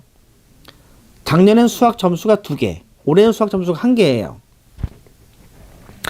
환율이 바뀌어서 쉽게 말하면, 그러니까 수능 점수를 내는 환율 체계가, 그러니까 대학별로 환율 체계 말고 점수를 산출하는 우리 아이의 수능 성적표 나오는 산출 점수 체계가 완전 바뀌었거든요. 그럼 이거 쓸 수가 없어요. 근데 제가 어느 대학교에서 이제 그 입시 회의하다가 학교 선생님들 만나 보니까 뭐 이런 얘기를 하시더라고요. 어쨌든 고등학교에서는 상당수 고등학교에서는 입시 결과를 가지고 상담하는 경향이 워낙 강해서 이런 결과를 가지고 최대한 올해 입시 결과 맞춰서 보정 작업을 하고 있다라고 얘기하고요. 어느 선생님 말에 따르면 그래도 방향성은 잡은 것 같다. 뭐 이런 얘기를 하십니다. 이거는 이제 이런 느낌이죠. 그러니까 우리 아이가 성적표를 받았어. 이게 196개 대학에서 어디 가야 돼? 뭐 종일이든 지원 창구표라는 게 있네? 대충 보니까 대충 찾아보니까 10개 정도 갈 수 있을 것 같아. 그 다음에 이제 전년도 입시 결과를 이거는 아까 동덕여대 점수는 동덕여대 환전된 거 아니잖아요. 거의 어떻게 보면 거기도 배치표랑 비슷한 느낌이잖아요. 동덕여대 기준이 아니라 그냥 비슷한 느낌. 근데 조금 더 정교하려고 노력한 게 왜냐면 고등학교에서는 모의 지원이라는 시스템이 없어요. 그러니까 고등학교에서는 항상 전년도 입시 결과가 중요하다고 생각할 수밖에 없거든요. 왜냐면 학교에서는 전년도 표본을 엄청나게 모읍니다. 수시가 제가 들어본 바로는 작년 수시 표본을 66만 개 정도 모았다고 하거든요. 수시 지원 건수가 220만 건인데 거기서 60만 건이 굉장히 많이 모은 거잖아요. 그걸 가지고 이제 수시 상담을 하고 그럼 각 고등학교에서 정시 때 또 표본을, 그러니까 합불 표본을 엄청나게 모아요. 그걸 가지고 또 올해 상담을 하고. 과거는 있지만 현재는 없죠. 이게 모의 지원과 전년도 입시 결과의 차이예요. 그러니까 작년에 어떻게 됐으니까 올해는 어떻게 되지 않을까 이런 느낌인데 모의 지원은 출구조사하고 비슷한 거예요. 우리가 대통령 선거나 국회의원 선거할 때 투표하고 나온 사람들한테 막 잘 물어보잖아요. 출구조사하고. 그럼 출구조사 해보게 되면 개표가 최종 완료가 되지 않았더라도 대충 보여서 국회의원 선거 같은 건 요 지역구에서는 누가 되겠지. 여기선 뭐가 되겠지 하고 우리 사람의 알 권리를 그러니까 개표가 다 끝나면 당연히 알 수 있는 건데 이게 워낙 우리가 지금 미래에 대한 갈급함이 크니까 미래 결과에 대한 갈급함이 크니까 이런 모의 지원이든 전년 입시 결과 가지고 뭔가 예상을 하려고 하잖아요. 모든 다 예상 때문에 그렇습니다. 뭐 예상을 해보고 뭐 견적을 내봐야 뭐 지원 가능 여부가 나오니까 그렇게 되는 거죠. 그래서 어디가에도 전년 입시를 이렇게 뜨더라 뭐 이런 거고요. 자, 전년 입시 결과를 제가 딱 신뢰하지 않는 이유가 뭐 대표적인 사례 몇 개가 있는데 전남대 2층 사회과학대학입니다. 자, 학령 인구가 처음으로 준해 또 준해예요. 근데 이렇게 얘기해봐도 올해 입시를 치르시는 분들은 이런 얘기 모르겠죠. 그냥 올해 2022학년도 전남대 쓰고 싶으면 2020년 뭐야? 그러면 사회학과 경제 3대1 3점이 비슷하죠? 근데 여기는 3.5대1, 2.5대1이에요. 문화, 인류, 고고는 7점대1인데 2점대1이고 2.3대 2.2, 그러니까 이 경쟁률이 되게 중요한 게 뭐냐면 경쟁률이 높냐 낮냐에 따라서 지원자 밀집도가 달라져요. 자, 그리고 2020학년도 전남대는 다른 대학으로 이탈된 애들이 2명. 여기는 9명이에요. 4명, 7명, 10명, 6명, 17명, 15명. 그러니까 만약에 이때 2020학년도 결과를 보고 지원할 거 아니에요. 그러면 사회학과 같은 경우에는 야, 작년에 예비 많이 안 돌았으니까 안전 지원해야 돼 라고 하는데 정원만큼 빠졌잖아요. 왜 그럴까요? 저렇게 되면 보통 추가가 다른 대학으로 이탈자가 많다. 이 같은 학과군에서 성적대가 높으니까 다른 대학으로 이탈할 여력이 많다. 이렇게 보시는 게 많죠. 즉 최초 합격된 9명 그룹이 성적대가 대단히 높은 거예요. 그러니까 이탈을 많이 하죠. 근데 여기는 최초 합격자들의 성적대가 그닥 좋지 못했나 봐요. 그러니까 다른 대학으로 2명밖에 많이 안 도망가고. 수능 총점 기준 볼게요. 885. 뭐야, 이거 다르잖아요. 여기도 다르다. 등급도 다르거든요, 여기 지금. 그러니까 우리는 아쉬운 마음에, 그러니까 모의 지원을 쓰면 이 모든 게 한 번에 해결되는데, 야, 그럼 이걸 모의 지원을 안 쓰잖아요. 작년도 입시 결과랑 올해 입시 결과 비교를 해야 돼. 최근 3개년 봐야 돼. 뭘 다 봐야 돼 하는데, 모의 지원 보면 돼요. 저도 상담할 때 이 전년도 입시 결과를 안 보고 상담한 지가 꽤 됐거든요. 한 10년 된 것 같아요. 거의 안 봅니다. 매년 이 입시 결과라는 게 뭐 경쟁률이나 모집군 배치라고 하죠. 1, 2, 3층 모집군 배치 때문에 달라지거든요. 저 이거 신뢰하지 않거든요. 그러니까 신뢰하지 않는다라는 가장 큰 의미가 뭐냐면 애들이 전년도 입시 결과를 안 움직여요. 이게 안 움직이거든요. 똑같이 움직인다면 여기도 입이 많이 안 빠져야 될 거 아니에요. 빠지잖아요. 그죠?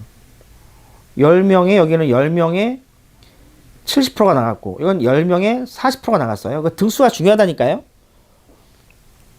그럼 저기 뒤에 5등은 작년에는 여기 아쉽게 떨어졌는데 올해는 5, 6, 7이 붙었단 말이에요.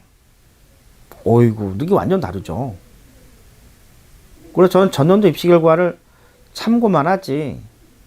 뭐 예비가 많이 도는구나. 작년에 예비가 많이 안 돌았다 할지라도 돌겠어? 이런 거죠. 한 2, 3년 전인가 어떤 아시는 선생님께서 저한테 연락이 왔어요. 제가 상담을 잘한 것 같대요. 네?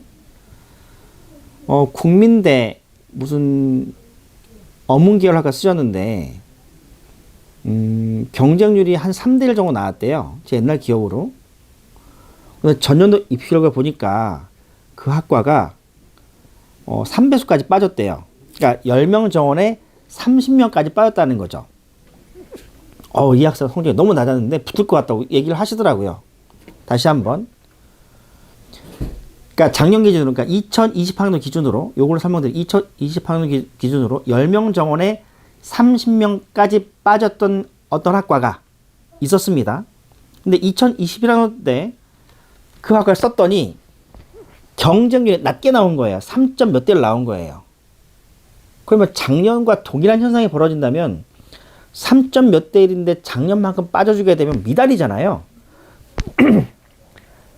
3대 1이 빠져나갔으니까. 제가 그분한테 그랬거든요. 절대 그럴 일 없다. 그럼 3배수 이상 빠져나갔다는 건 그때 제가 데이터를 보니까 그때 경쟁률 6대 1 정도 됐어요. 이때 6대 1. 이때 3점 몇 대 1. 경쟁률이 팍 떨어지면 지원자들 간의 점수 체계가 좀 달라지고요. 다른 대학으로 이탈할 여력도 없는 거예요. 그러니까 경쟁률이 높다는, 물론 100% 일치하는 건 아니지만 경쟁률이 높다라는 것, 특히 다군에서 3층에서 높다라는 건 성적 좋은 애들이 많이 쌓였다는 뜻이고, 3층인데도 불구하고 가나다군에서 여기가 많이 안 쌓였다는 뜻은 성적 좋은 애가 별로 없다는 뜻이에요. 어렵습니다. 해석이 좀 되게 어렵죠. 그게 떨어졌어요. 그분 되게 황당해 하시더라고요. 아니, 왜 얘가 작년에 3배수까지 빠졌는데 왜 떨어지냐고. 아, 이거 작년 아니냐. 작년에는 성적 좋은 애가 많이 들어와서 6점 몇 달까지 쌓였고, 빠져나가니까 3배수까지 빠져나가서 그래도 붙었는데, 올해는 여러 가지 이유로 성적 좋은 애들이 여기를 못 썼다. 다른 데로 많이 못 도망갔다. 그때 한 1배수 정도, 10명 정도에 10명 정도 도망간 것 같아요. 그분이 상담한 학생 떨어졌죠. 그러니까 저는 이거는 뭐 참고할 뿐이지, 그닥 신뢰는 하진 않아요. 그닥. 뭐 신뢰하진 않습니다. 또, 이런 질문도 또 제가 받은 적이 있어요. 제가 한번, 그때, 지하철역에서 닭꼬치를 먹고 있었나? 제 기억이 나는데, 2월 달에 이제 일 다 끝나고 퇴근하는 길인데, 어느 아버지께서 전화가 왔어요. 제가 이제 뭐 상담을 하나 있는데, 선생님, 그러니까 제가 충원 기간이 6일이라고 그랬죠? 첫날 등록 안 한 애가 3명, 첫날 등록 안 한 애가 4명이에요. 선생님, 그 당시에 어떻게 했었냐면은, 첫날 4명 빠지고, 둘째 날 2명 빠졌다. 첫날 4명 빠지고, 둘째 날 1명 빠지고, 셋째 날 1명도 안 빠졌다. 우리 아이가 지금 3일이 남았는데, 요때쯤 전화 주신 것 같아요. 4명, 1명, 4명 빠지고, 그러니까 예비 번호가 4번까지 붙고, 또 1명 빠지니까 5번까지 붙고 다 더하는 거니까. 빵명이었는데. 그러면 이제 1명도 여기는 빠져나간 애가 없었으니까, 왜냐면 그 아버님 여기 바로 뒤였거든요. 4명, 1명이니까 5등까지 빠졌잖아요. 그가 6등이었거든요. 6등인데 우리가 떨어진 거 아니냐 라고 하시길래, 아버님 안 빠지더라도 여기 뒤에도 빠지기도 합니다. 기다려 보세요 라고 의견 드렸습니다. 전남대 같은 거 보세요. 3등, 4등, 5등 한 텀 쉬고 6등, 10등까지 가잖아요. 이런 경우도 있어요. 이게 왜냐면 다른 대학들과의 충원 일정이 서로 안 맞으면 이렇게 된 경우도 있거든요. 그러니까 혹시 우리 애들도 쭉 나가다가 하루 이렇게 안 빠진다고 해서 쫄지 마시고요. 기다리면 될 수도 있습니다. 그거고. 요게 이제 작년과 올해 수능에 달라졌다라는 거죠. 선택 과목이 등장을 하고, 점수제가 등장을 하고. 아이고, 네. 국제 바쁘네요. 자, 세 번째는 누적 100분이라는 게 있는데요. 이것도 제가 별로 안 좋아하는 자료예요. 이거는, 요 자료는 교육과정 평가원이 공개를 해요. 국어 이게 만점이겠죠? 만점자가 뭐 148. 이건 해요. 예를 들어 국어 표점 140점대는 전국 5,481등인데, 이거는 공개하지 않아요. 국어, 수학, 영어, 탐구 조합은 공개하지 않아요. 예전에는 공개했었죠. 교육과정 평가원에서. 지금은 공개하지 않습니다. 자꾸 이제 입시는 자꾸 줄을 세우려고 그래요. 뭐 줄 세우는 건 사실 맞죠. 근데 그 줄 세우는 것 자체가 이게 모호하고 실제 아이들의 상황에 맞지 않거든요. 뭐 입시기관들이 해요. 이거 하는데, 이거 볼까요? 자, 여기 만점자 148명 중에 수시 합격자가 있지 않겠어요? 그죠? 여기 각 누적위 인원 중에서 수시 합격자가 있어요. 얘들 지금 다. 입시기관들이 열심히 이 점수 총합, 그러니까 원점수 기준 400점 몇 명, 399점 몇 명, 398점 몇 명, 이렇게 쭉 만든단 말이에요. 추정을 하거든요. 자, 그러면 뭐 수영 뭐 한다고 치죠. 그럼 만약에 과학은 8과목 있잖아요. 전국 1등은 과학은 뭐뭐 선택했을까요? 몰라요. 추정하는 거예요, 그냥. 입시기관들이 보통 탐구를, 그러니까 국수, 영탐 조합, 영어 빠지고 탐구 조합할 때 탐구는 점수 제일 높은 거 2개 쓰든가, 애들이 응시 제일 많은 거 2개 뽑아 쓰거든요. 즉, 실제 아이들의 분포와 전혀 맞지 않은 가짜 데이터를 가지고 만드는 거예요. 수능 DB가 마지막 나온 애가 2017학년도인데요. 근데 전국 1등이 화원, 물원 했던 애예요. 제가 DB 딱 까보니까. 근데 그때는 보통 화학하고 지구과학으로 쭉 추정을 하거든요. 안 맞죠. 그 가장 중요한 게 뭐냐면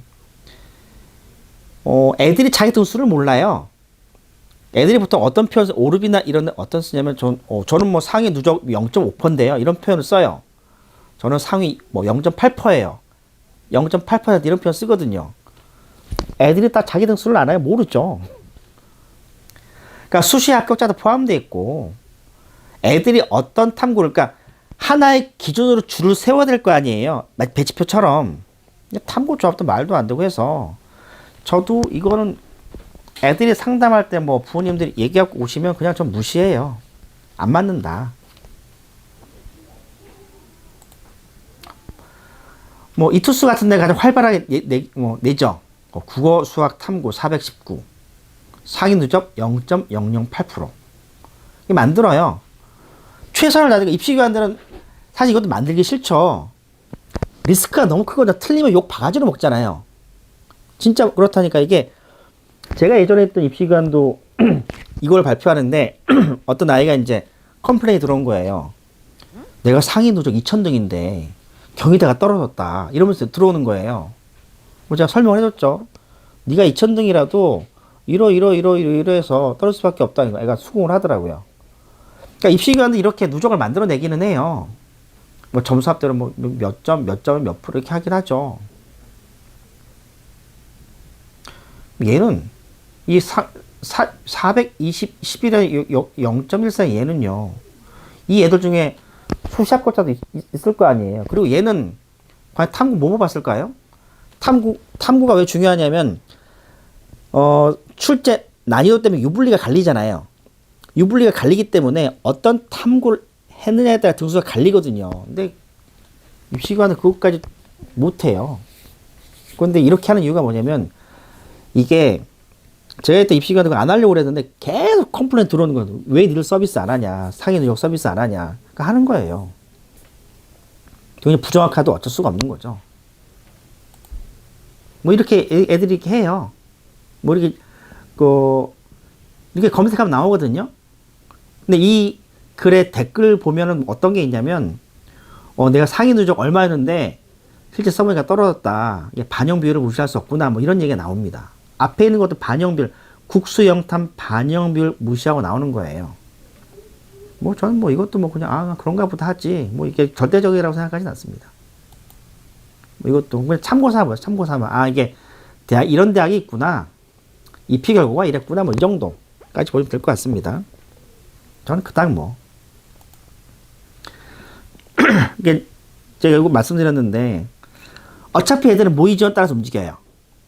모의 지원은 실제 아이들의 지원 심리를 결정하는 거의 99.9%거든요. 근데 올해 코엑스 이제 정시 박람회 하잖아요. 대학 때 물어보게 되면 애들이 다 모의 지원 뽑아서 가져가요. 모의 지원은 이 대학 불합격이라는데 실제 어떠냐. 그러니까 대학도 짜증이 나는 거예요. 자기들이 전년도 입시를 가지고 얘기해 주려고 했는데 다 애들 모의 지원이야. 그리고 학교 선생님들도 상담해 주시잖아요. 작년에 재작년에 잠실 여고에서 상담했었는데 거기도 다 모의 지원이야. 그러니까 정시를 움직이는 보이지 않는 소리는 사실 모의 지원입니다. 그러니까 모의 지원 쓰시는 게 사실은 맞고요. 그럼 우리가 이제 성적표 맞고 해서 이제 배치표 보고 전년도 입시 결과 보고 누적 100분위까지 봤어요. 근데 이럴 수도 있잖아. 그럼 모의 지원 저 돈 내는 거 아니야? 저 앞에 있는 사람도 돈 내러 하는 거 아니야? 뭐 이럴 수도 있죠. 근데 고속 성장 분석기라는 게 잘 맞는다고 하더라. 근데 이게 작년부터 유료였죠. 저도 유료 돈 주고 샀습니다. 얼마 안 비싸. 2만 원인가 정도 해요. 근데 저하고 이 사람은 전혀 모릅니다. 저도 이제 돈을 내고 구입하는 뭐 상황이기 때문에 저도 이거 잘 몰라요. 고속 성장 분석이 작년에 이거 처음 유료화 됐을 때, 그러니까 제가 중앙일보 인터뷰한 거였거든요. 이게 뭐 애들 많이 써요. 근데 이거 보게 되면 저는 이렇게 했거든요. 이거 이렇게 해놨고 이게 실제 입시 결과 비교해 보잖아요. 굉장히 그러니까 상당히 잘 맞는 편이에요. 근데 이게 학교에서 갖고 있는 정시에 대한 선입과 이런 게 아닌가 생각은 해요. 모의전 수십만 원 못 써요. 모의전 해봤자 6만 원에서 8만 원 사이에요. 이게 불확실하진 않거든요. 제가 봐도 불확실하진 않아요. 엑셀 만들었고 이렇게 나옵니다. 이렇게 나와요. 자기 성적 딱 입력하잖아요. 성적 입력하게 되면 각 대학별로, 보세요. 건대만 해도 여기랑 인문이랑 사회과학계 점수가 약간 다르죠? 다 점수를 가지고 유불리를 따라줍니다. 이게 제가 보면 이건 최초 컷 점수, 추가 점수예요. 그러니까 되게 좋죠. 그러니까 앞에 제가 말씀드린 뭐 종이 지원 참고표나 뭐 전형 입시 결과 이것보다도 이걸 쓰는 게 좀 더 합리적이에요. 왜냐하면 우리 아이 점수를 196개 대학을 환전을 해주고요. 그리고 그 점수에 맞춰서 컷이 다 나와요. 이거 상위 누적 제가 말씀드리기 어렵고 이렇게 나옵니다. 제가 이제 오기 전에 이게 작년에 나온 고속 성장 분석기랑 그리고 작년에 했던 그 홈페이지 해보니까 제가 충남대를 한번 해봤거든요. 그러니까 지역 거점 국립대들이 입시 결과가 이거랑 비교하기 좋게 돼 있어서 제가 지역 거점 국립대 많이 보는데 이 점수가 적게 틀리면 한 1, 2점 정도? 많이 틀리면 3, 4점. 근데 개인이 맞는 거거든요. 개인이 혼자 만든 것 치고 굉장히 잘 맞는 거예요. 1, 2점에서 4, 5점 틀리는 이 무지막지한 DB를 만든다는 게 물론 모의전화에는 더 오차 확 줄죠. 그러니까 저라면 저 이제 그 상담할 선생님 교육할 때 어떻게 하냐면요. 선생님 우리 애들 성적 나오게 되면 이걸 맨 처음 돌려봐라. 그리고 이제 이게 안전한 경우거든요. 그러면 이 안전한 경우 이런 대학 중심 몇 개 리스트를 짜서 그 다음에 모의전 돌려보라는 얘기를 해요. 이게 되게 편하거든요. 그래서 저는 기본적으로 여기를 좀 많이 좀 신뢰합니다. 그러니까 대학별 환산 점수 기준으로 이 대학별 국민대 점수는 이 점수대가 나오고 세종대는 이렇게 점수 나오죠. 이 점수 체계로 하고 종이로 된 지원 참고표나 입시 결과보다도 월등히 좋은 자료예요. 근데 이것도 모의지원을 따라하지 못합니다. 그러니까 제가 이제 고속 성장 분석기 자료를 전년도 대학 발표한 입시 결과 하고 모의지원하고 분석해 보게 되면 모의지원보다 약간 정확도는 떨어져요. 하지만 그래도 다른 결과보다 그냥 잘 맞는 편입니다. 저도 작년에 볼 때 몇 개 돌려보면 저도 아리까리 돌려보면서 감 잡고 모의전 가보기도 하긴 하거든요. 그러니까 개인이 만들어낸 이 정도면은 저라면 좀 못할 것 같아요. 저분은 막 인터뷰 보니까 개인 한 명인 것 같은데 뭐 서울대 나오신 분 같아요. 저걸 어떻게 하지? 입시가 좋아서 이제 하셨다고 하는데 뭐 칭찬해 줄 만하긴 하죠. 작년부터 올해는 얼마인지 모르겠어. 작년에 2만 원이니까 올해도 한 2만 원 정도 하겠죠. 이거는 뭐 이메일로 인증하는 것 같은데 보시면 되고 모의지원입니다. 모의지원이라는 게 아까 이제 말씀드린 것처럼 애들 이 점수로 줄을 세워서 아까 그 고속 성장 분석 이게 안 보이잖아요. 모의지원 이게 보여요 이제. 그러니까 내 등수가 보이고 내가 이제 거기서 유불리가 보이니까 애들은 자기가 직관적으로 명확하게 합부를 할 수가 있거든요.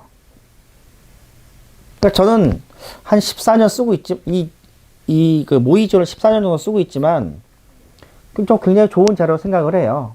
출구조사 비슷한 느낌이다. 출구조사는 투표하고 난 다음에 하는 거지만 이거는 투표하기 전에 하는 거예요. 즉 애들이 지원하기 전에 모의지원을 돌려보는 겁니다.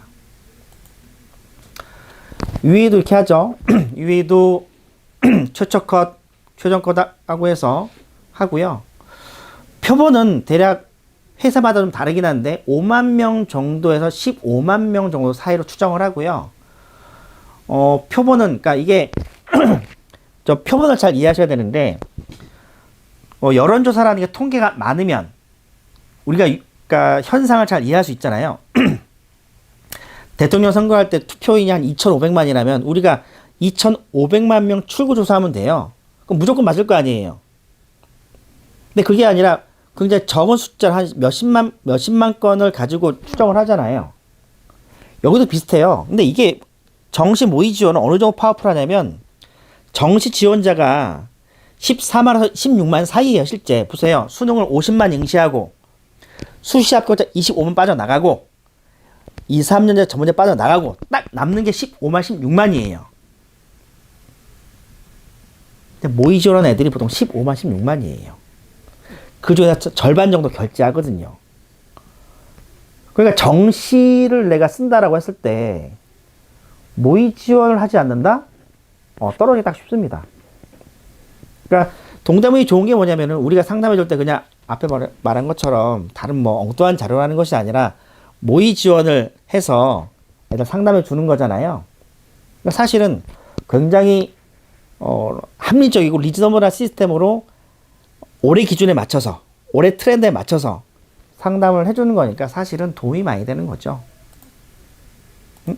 네. 요것도 이제 위에 그 채널에서 뭐 얘기해 주신 게 있으니까 참고하시면 될 것 같습니다. 내가 3회차 강의가 끝나고 마지막 내일 모레에는 어떻게 하냐면 이게 이 모든 정보를 다 안 다음에 이제는 실제 우리 아이를 대학을 어떻게 해야 될지 이제 고민을 해야 되잖아요. 야, 어떻게 해야 될지. 그 부분에 대해서 마지막 강의 때, 마지막 영상 때 설명드리도록 하겠습니다. 수고합니다. 고생하셨습니다. 감사합니다.